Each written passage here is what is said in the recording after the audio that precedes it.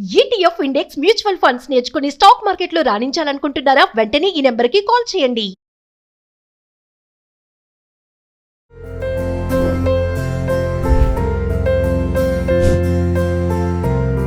ఉగాది సందర్భంగా పచ్చళ్ళు ఏవైతే ఉన్నాయో ఇక్కడ చూడండి, చాలా ఐటమ్స్ తెచ్చాను నేనైతే. ఇవి కూడా మన లైఫ్లో ఎలా అలవర్చుకోవాలి. ఈ ఉగాది అనేది ఈ రోజుది కాదు. అసలు ఉగాది ఏంటి, అసలు ఆ పేరేంటి, ఇవన్నీ ఎందుకు తినాలి అని అంటే,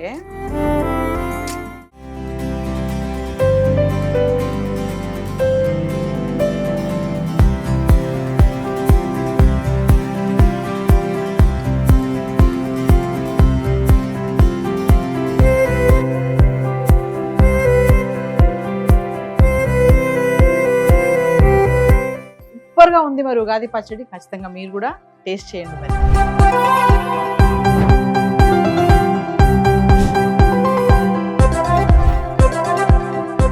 నమస్తే, welcome to Suman TV. Suman TV ప్రేక్షకులందరికీ ఉగాది శుభాకాంక్షలు. మరి ఉగాది అంటే షడ్రుచుల సమ్మేళనం కదా. మరి ఈ సంవత్సరం అంతా కూడా ఆనందంగా, ఆరోగ్యంగా, ఆహ్లాదంగా ఉండాలని మేము అందరం కోరుకుంటున్నాము. మరి ఈ రోజు పచ్చడి యొక్క విశిష్టత, ఈ యొక్క షడ్రుచుల సమ్మేళనం చెప్పడానికి మనతో పాటు ఉన్నారు రజనీ రమా గారు, motivational speaker, family counsellor, public speaker. మనం మేడంతో చాలా వీడియోస్ చేసాం. భార్యాభర్తల యొక్క అన్యోన్య జీవితం ఎలా ఉండాలి, ఎలా ఉంటుంది ప్రజెంట్ డేస్, మరి పిల్లలు పెంపకం ఎలా ఉంటుంది పేరెంట్స్తో, పేరెంట్స్ పిల్లలతో ఎలా ఉంటున్నారు, వీటి గురించి చాలా వీడియోలు చేయడమే జరిగింది. మరి ఈరోజు ఉగాది సందర్భంగా పచ్చడి యొక్క విశిష్టత, మరి పచ్చడిలో ఉన్నటువంటి ఆ షడ్రుచులు మన జీవితంలో ఎలా అలవర్చుకోవాలో మేడంతో మాట్లాడదాం. నమస్తే మ్యామ్. నమస్తే నవీన. మ్యామ్, ఈరోజు మనము జనరల్గా వీడియోస్ చేస్తూ ఉంటాం కదా, మనము రిలేషన్షిప్ కానీ పిల్లల గురించి, పేరెంట్స్ గురించి. అంటే ఈరోజు నేనేంటంటే ఉగాది సందర్భంగా పచ్చడిలో ఏవైతే ఉన్నాయో ఇక్కడ చూడండి, చాలా ఐటమ్స్ తెచ్చాను నేనైతే.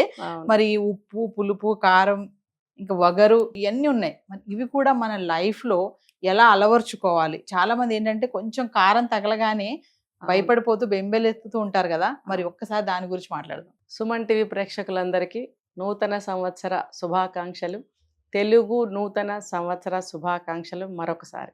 మేడం, మరి పచ్చడి యొక్క విశిష్టత, లైఫ్లో కూడా దాన్ని ఎలా తీసుకోవాలనే దానికోసం నేను ఇవన్నీ పెట్టడం జరిగింది. ఇక్కడ చూడండి, చాలా రకాల 10 ఐటమ్సే ఉన్నాయి ఇక్కడ. ఎక్కడి స్టార్ట్ చేస్తారు మీరు? అందరూ కోరుకునేది ఫస్ట్ జీవితం తీయగా ఉండాలనుకుంటారు. ఏ అకేషన్ వచ్చినా ఫస్ట్ తీపితోనే స్టార్ట్ చేస్తారు. ఈ ఉగాది అనేది ఈ రోజుది కాదు.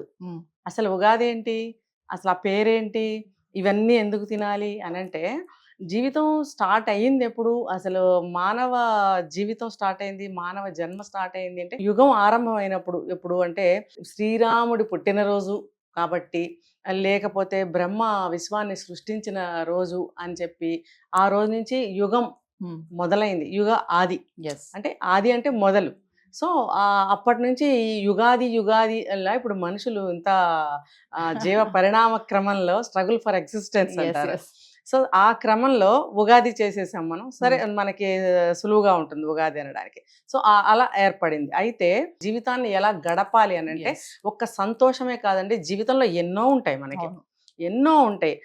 విషాదాలు ఉంటాయి, సంతోషాలు ఉంటాయి, సక్సెస్లు ఉంటాయి, ఓటములు ఉంటాయి, గెలుపులు ఉంటాయి, అనేకం అన్నమాట. కొన్ని కష్టాలు అక్కడ దాకా వెళ్ళి వెనక్కి వచ్చేస్తాం. కొన్ని ఏంటంటే అసలు కష్టపడకుండానే వచ్చేస్తుంది.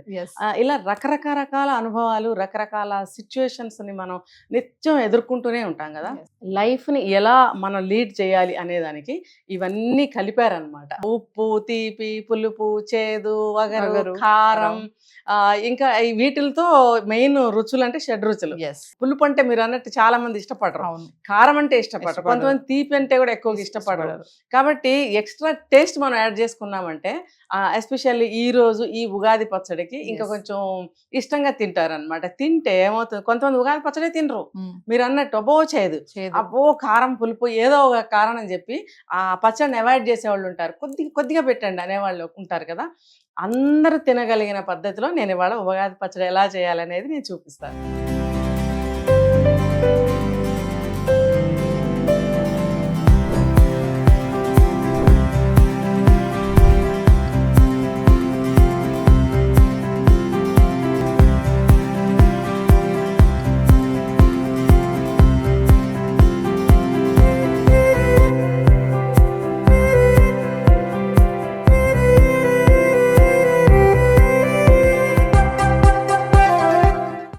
ఒకసారి మనం కూడా ఈ రోజు మరి పచ్చడి చేస్తూ కూడా మీరు ఏ ఇంగ్రీడియంట్ ఫస్ట్ ఏది వేస్తారు? మరి పచ్చడి చేయడానికి ముందు మరి తీపి తీసుకుంటారా, వగరు తీసుకుంటారా, పులుపు తీసుకుంటారా, అంటే ముందు ఏది తీసుకుంటారు? సో మనం తీపితో స్టార్ట్ చేద్దాం. ఓకే, ఫస్ట్ మనం ఇది బెల్లం నవీన గారు, బెల్లం చూడండి, ఈ బెల్లము ఇలా తురిమి పెట్టుకోవాలి, పౌడర్ లా చేసుకోవాలి. బయట కూడా దొరుకుతుంది.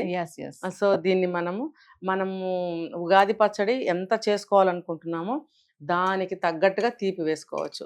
సో నేను 2 స్పూన్స్ తీసుకుంటున్నాను.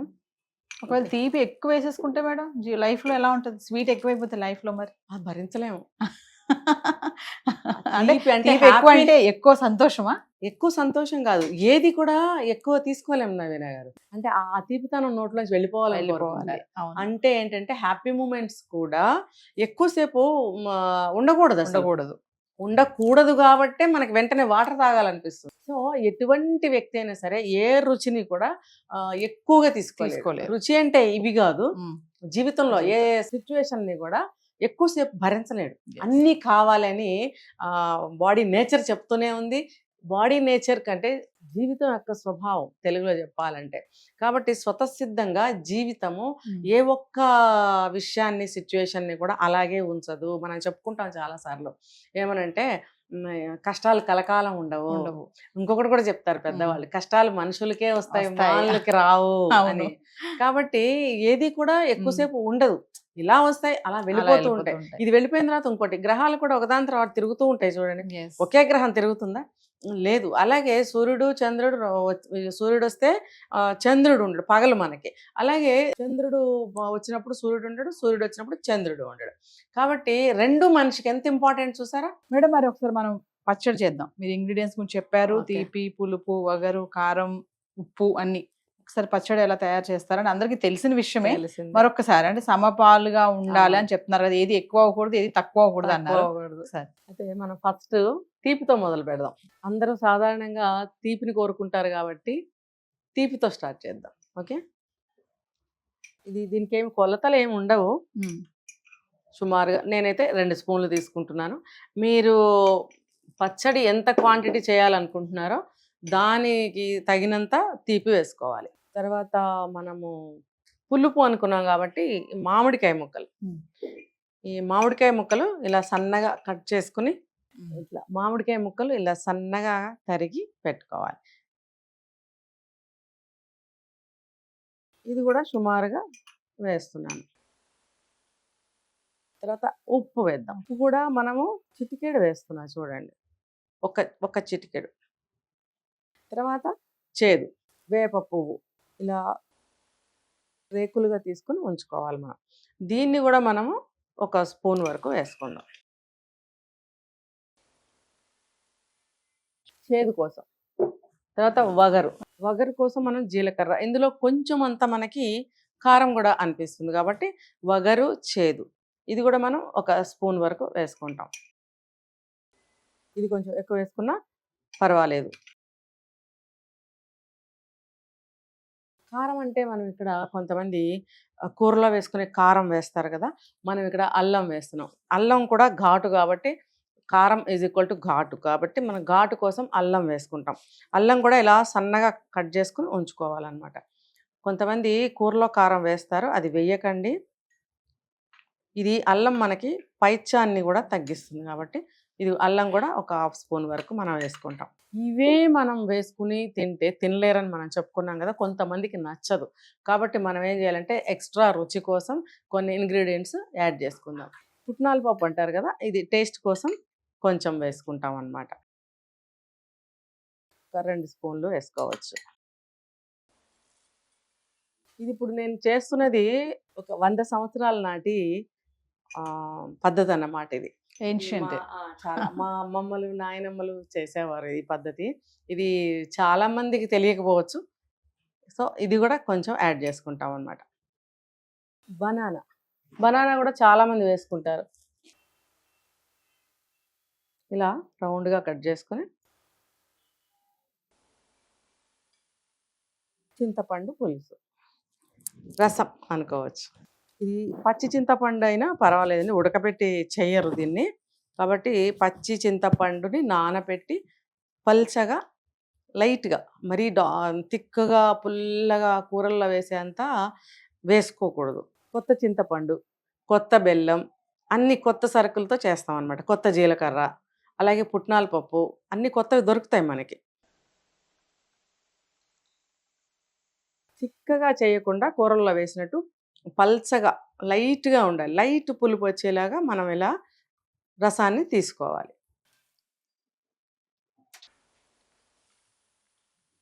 ఇప్పుడు అన్నీ వేసాం కదా, ఇప్పుడు దీన్ని చక్కగా కలుపుకోవాలి.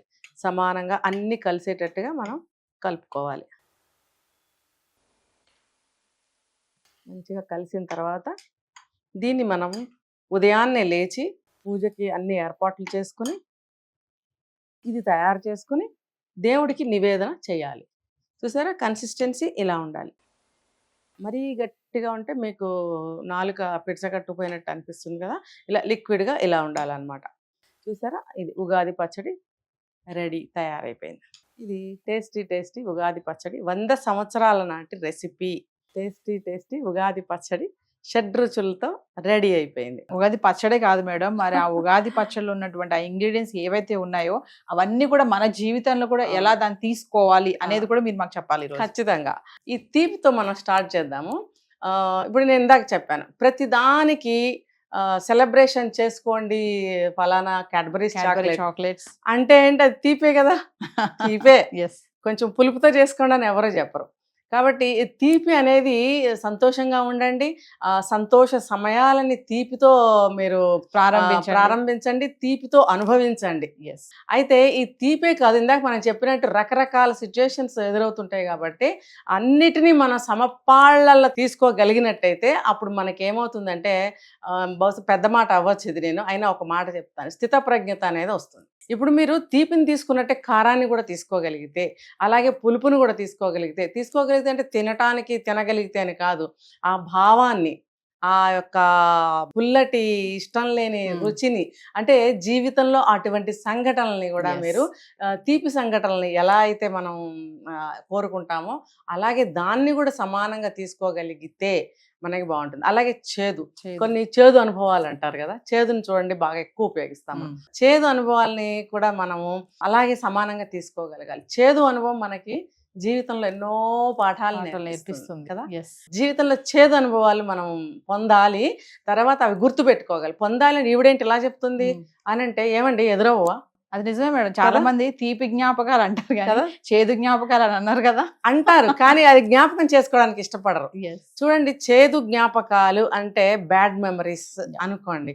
బ్యాడ్ మెమరీస్ లేకపోతే గతం మనకి మంచిగా లేదు, బాధలు పడ్డాం, కష్టాలు పడ్డాం, అది గుర్తు చేసుకోవడానికి ఇష్టపడరు చాలా మంది. కానీ దాన్ని కూడా గుర్తు పెట్టుకోగలగాలి.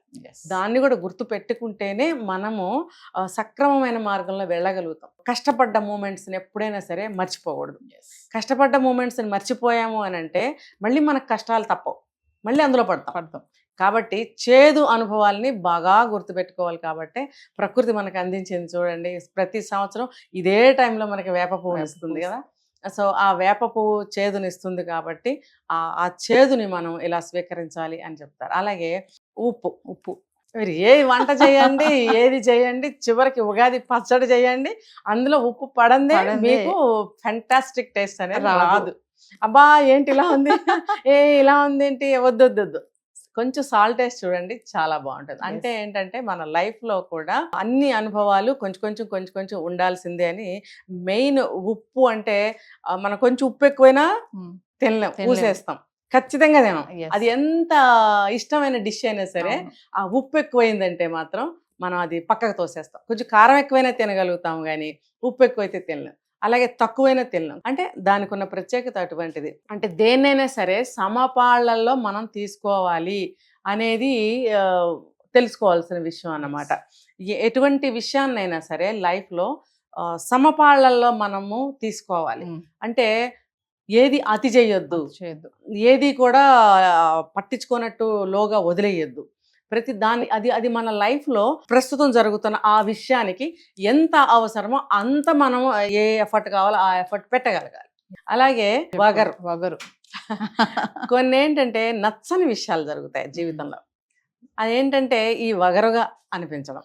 ఈ వగరం అనేది ఎవరు ఇష్టపడరు. కొన్ని కాయలు చూడండి నోట్లో పెట్టుకోగానే అది సలైవ రాదు. ఎస్, సలైవ రాదు అంటే లాలాజలం అంటాం కదా, అవును. అది ఊరదు నోట్లో. అప్పుడు ఏమవుతుంది, పెదవులు పట్టేసినట్టు, నాలుక పట్టేసినట్టు ఒకలాంటి ఫీలింగ్ వస్తుంది. Yes. ఫర్ ఎగ్జాంపుల్ మన నేరేడు పండు, కొన్ని రకాలైనటువంటి ఫ్రూట్స్ అలాంటివి తింటే అలా పట్టేసినట్టు ఉంటుంది కదా, అది ఆ వగరు. ఆ వగర్ అనేది నచ్చదు చాలా మందికి టేస్ట్ పరంగా. అలాగే లైఫ్లో కొన్ని విషయాలు నచ్చవు, కానీ నేరేడు పండులో కొంచెం వగరు ఉంటుంది. అలాగే కొన్ని ఫ్రూట్స్లో ఆ వగరు నచ్చకపోయినా నేరేడు పండు చేసేటువంటి మేలు చాలా మంచిది కదా, ఎన్నో రోగాలకి అది. అలాగే దానిమ్మ కూడా చూడండి వగరు వస్తుంది కదా, వగరు వచ్చిన దానిమ్మ ఎంతో మేలు చేస్తుంది. అలాగే నేరేడు పండు ఎంతో మేలు చేస్తుంది. ఆయా సీజన్లో వచ్చేటువంటి ఆ ఫ్రూట్స్ని తప్పకుండా తినమని చెప్తారు. ఎందుకంటే మన లోపల ఉన్నటువంటి ఇమ్యూనిటీ పెరుగుతుంది, వేరే రోగాలు రాకుండా ఉంచుతుంది, ఉన్న రోగాలని తగ్గించే ప్రయత్నాలు అవి చేస్తాయి. కాబట్టి ఆ వగరు కలిగినటువంటి ఆ ఫ్రూట్స్ను కూడా, పండ్లను కూడా తినమని మనకి చెప్తారు. కాబట్టి ఆ జీవితంలో కూడా అలా నచ్చని విషయాల్ని వదిలేయకండి. అది ఎంత మనకి అది అవసరం ఉంది అనుకుంటే దాన్ని టచ్ చేయాలి, దాన్ని ఎక్స్పీరియన్స్ చేయాలి, దాన్ని ముందుకు వెళ్ళాలి. ఇంకా మనం జీలకర్ర వగరగా చెప్పుకుంటున్నాం ఇక్కడ. మరి జీలకర్ర కూడా చాలా మంది ఇష్టపడరు. అందులోకి పచ్చి జీలకర్ర తినాలంటే ఎవరికి ఇష్టం ఉండదు. వగరగా ఒక రకంగా కొంచెం కారంగా అనిపిస్తుంది. ఇంకా చెప్పాలంటే కారం ఇది అసలు మెయిన్ ఇంగ్రీడియంట్. అవును, ఇప్పుడు ఈ కారం కూడా అంతే, తగుపాళ్ళల్లోనే ఉండాలి. ఏదైనా ఇప్పుడు షడ్రుచులు చెప్పుకున్నాం, ఏ రుచి అయినా సరే తగుపాళ్ళల్లోనే మనం తీసుకోవాలి, లేదంటే వేరే అనారోగ్య ప్రాబ్లమ్స్ వస్తాయి, హెల్త్ ప్రాబ్లమ్స్ వస్తాయి.